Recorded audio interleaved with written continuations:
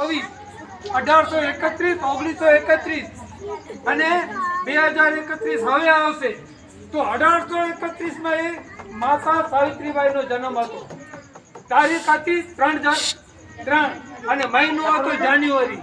3 જાન્યુઆરી 1831 માં માતુશ્રી સાવિત્રીબાઈનો જન્મ થયો હતો. તે સમય ઉપર આપણા દેશમાં હાલત શું હતી? દીકરીઓને ભણાવવું આવું આ દેશમાં પાપ માનવામાં આવતું હતું. શું માનવામાં આવતું? પાપ. દીકરીને ભણાવવું એટલે પાપ માનવામાં આવતું હતું. એ સમય ઉપર એ હાલત હતી આપણા દેશની અંદર.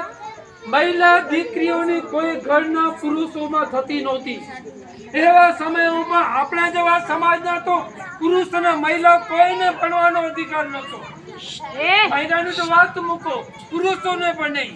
તે સમય ઉપર સાવિત્રીબાઈ ફૂલે ને એમના પતિ જ્યોતિરાવ ફૂલે એમણે અનુભવ્યું કે આ સંસારની અંદર અડધો અંગ પુરુષ ને અડધો અંગ મહિલા છે. તો પુરુષ ખાલી ભણે ને મહિલા કાં ન ભણે? મહિલાએ ભણવું જોઈએ એવા વિચાર એ સમય ઉપર જ્યોતિબા ફૂલે એમના પત્ની સાવિત્રીબાઈ ફૂલેને આવ્યું અને એમને બીડું ઝડપ્યું.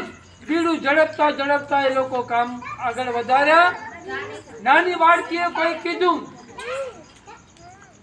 કે દીકરીઓને ભણાવવું, ભણાવે કોણ? પુરુષો તો બધા ના પાડતા હતા કે ના, દીકરીઓને ભણાવવું પાપ છે, આપણા ધર્મમાં પાપ છે, એવું તે સમયે કહેવામાં આવતું હતું. તો એને દીકરીઓને ભણાવે કોણ? તો માતા સાવિત્રીબાઈ પણ અભણ હતા. એમને એમના પતિ જ્યોતિબા ફૂલે ભણાવ્યા. એનાથી ભણ્યા અને એમણે પહેલી સ્કૂલ શરૂ કરી. ત્યારે ભણાવવા માટે સાવિત્રીબાઈ ફૂલે પ્રથમ મહિલા શિક્ષિકા. ભારતના મહિલા શિક્ષિકા પ્રથમ કોણ? સાવિત્રીબાઈ ફૂલે. ભારતના મહિલા શિક્ષિકા કોણ? એ સાવિત્રીબાઈ ફૂલેનો આજે જન્મદિવસ છે. એ જન્મદિવસે આપણે અહીં ઉપસ્થિત થયા છીએ. નાની નાની બાળાઓ જે બોલી રહી છે ને, એ જોતા અમને તો ખુશી જાય છે કે આ દેન છે માતા સાવિત્રીબાઈ ફૂલેનું.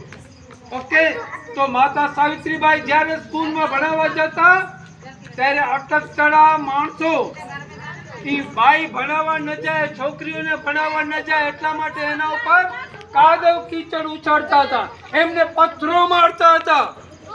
એવું અમાનુષી વર્તન એમની સાથે કરવામાં આવતું હતું. છતાં સાવિત્રીબાઈ ફૂલે અડગ રહ્યા નહીં. આ લોકો જે પથ્થર ફેંકે છે ને મારા ઉપર, એ મારા પર હું એમ સમજુ છું કે દીકરીઓને ભણાવવું એ મોટું કાર્ય છે, મોટું પુણ્ય છે. એ પુણ્યના કાર્યમાં આ લોકો જે વિઘ્ન નાખે છે એને હું ફૂલ તરીકે સ્વીકારું છું. એમ સ્વીકારી એક સાડી થેલામાં રાખી જતા હતા. શું કામ? કારણ કે નાલાયકો ને બદમાશ માણસો એમના પર પથ્થર ને ગોબર છાણ નાખતા ને તો એ સાડી બગડી જતી. તો બગડેલી સાડી થી દીકરીઓને કેમ ભણાવું? એ ત્યારે થેલામાં બીજી સાડી લઈ જતા હતા. એ સાડી બદલાવી ગોબર વાળી અને બીજી સાડી પહેરી અને એ છોકરીઓને ભણ. શું હતું એમનું યોગદાન તે વખતે? શું આ વાતો આપણે જેવા સમાજમાં થાય છે કે કેમ? એ થવી જોઈએ. એના માટે આજનો દિવસ, આજે અહીંયાના જે સ્કૂલ ચલાવે છે, ટ્યુશન ક્લાસીસ ચલાવે છે અને ત્યાં ચલાવે છે, એ લોકોએ બીડું ઝડપ્યું. એના માધ્યમથી અમારે અહીંયા આવવાનું થયું છે. તો 2 શબ્દ આપની સમક્ષ મૂક્યા છે. હવે બીજા 2 શબ્દ મૂકું છું. આપણી સામે આ બેનર દેખાય છે. આજે આપણે આ ખુલ્લામાં બેસી અને 2 શબ્દ કહી શકીએ છીએ. સ્કૂલોમાં જઈ શકીએ છીએ, ભણતર ભણી શકીએ છીએ, નોકરી કરી શકીએ છીએ, કલેક્ટર બની શકીએ છીએ, MP બની શકીએ છીએ, MLA બની શકીએ, વડાપ્રધાન બની શકીએ છીએ. એ બધું નક્કી થયેલ છે, લેખિતમાં લખેલ થયેલ છે.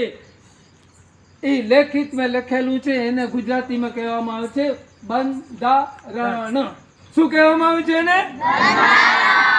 આપણે આ દેશમાં કેમ રહીશું, આપણે આ દેશને કેમ ચલાવશું, એ લખેલું છે.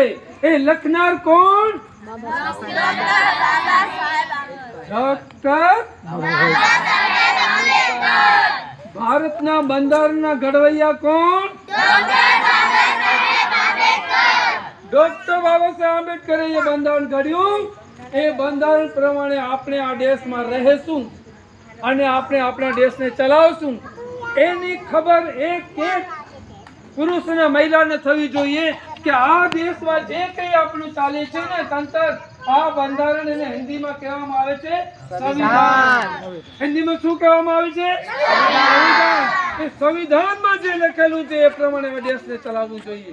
એ ચલાવવા માટેની જાણકારી સંવિધાન પ્રમાણે દેશ ચાલે એની જાણકારી અપાવવાનો બે કાર્યક્રમ ચલાવીએ છીએ.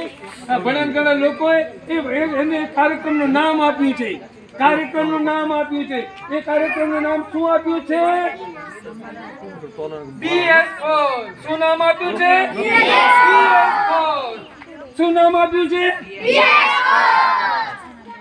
બી એક વખત છે ને એસ 4 વખત છે. પ્રથમ બી એટલે ભારતીય. આપણે આ દેશના ભારતીય છીએ. ભારતીય શું છીએ? ભારતીય. એ ભારતીયો છીએ આપણે. પછી એસ 4 વખત છે. પહેલો એસ એટલે સંવિધાન, બીજો સન્માન, ત્રીજો સુરક્ષા, ચોથો સંવર્ધન. ભારતીય, સંવિધાન, સન્માન, સુરક્ષા, સંવર્ધન. આ 4 શબ્દો લોકોને સમજાવવાનું કામ આપણે કરવાનું છે.